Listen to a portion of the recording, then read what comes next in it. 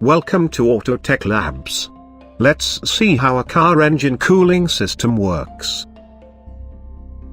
A car engine is basically an internal combustion engine where power is generated through expansion of high temperature and high pressure gases. A lot of heat is generated due to the combustion gas and the friction of mechanical parts. For sustained operation, these excess heat should be removed from the engine and kept at operating temperature.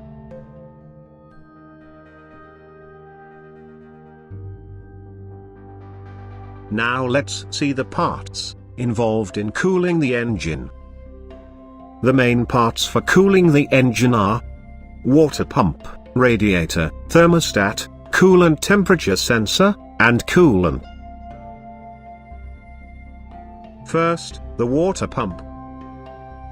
Water pump is the heart of the cooling system, which pumps the coolant. It consists of an impeller, a pulley flange, and an O-ring. The impeller is driven by the engine drive belt through a pulley. Next, the radiator. The radiator is a heat exchanger used to transfer the excess heat developed by engine to the atmosphere. The radiator is having an inlet port, outlet port, a drain plug, and a radiator pressure cap. The radiator pressure cap plays a vital role in the cooling system, which will be explained later. Next, the thermostat.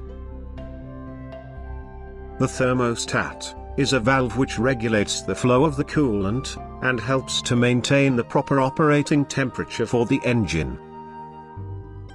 The thermostat consists of a frame, charge cylinder, main valve, main spring, bypass valve, and secondary spring.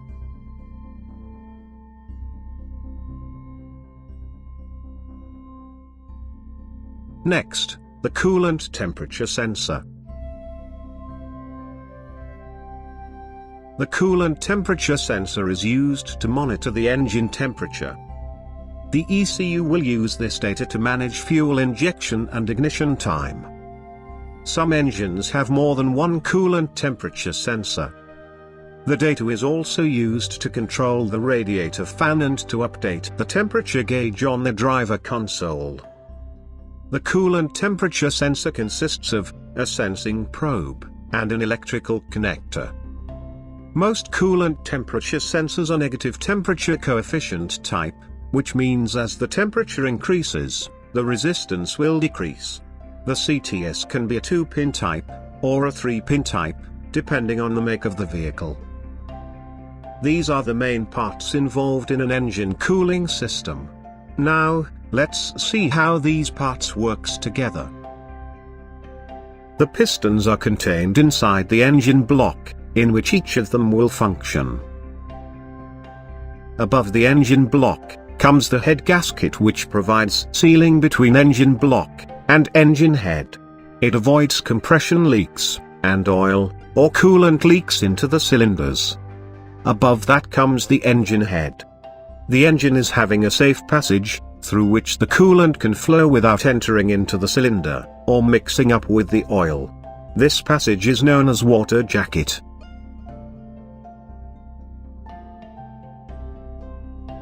Let's put the parts one by one and see how it works.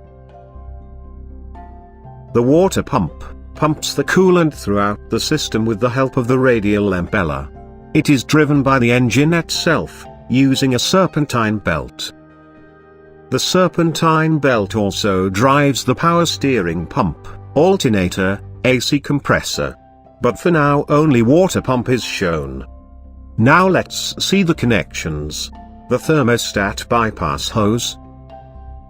The thermostat housing. Inside the thermostat.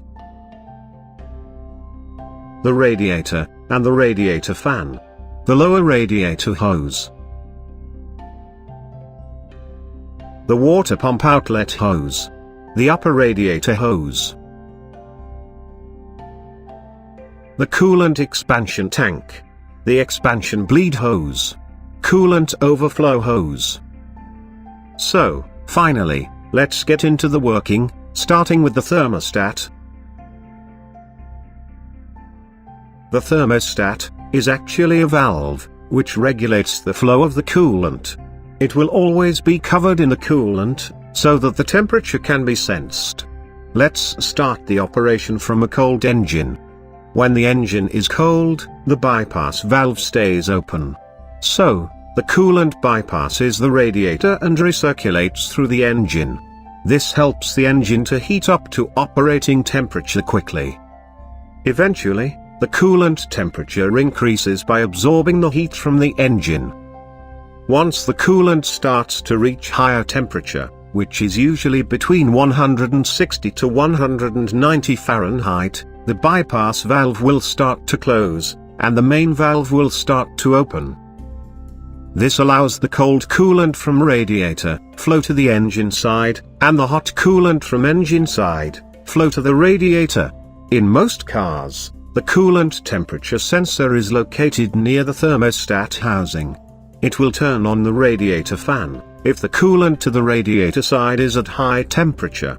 Now, the hot coolant in the radiator will release its heat to the atmosphere with the help of the fan.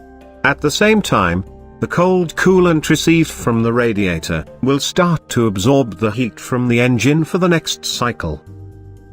Heating liquid inside a closed system always builds up pressure.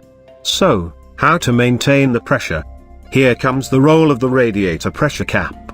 It consists of a spring-loaded valve mechanism, which will respond to higher pressure.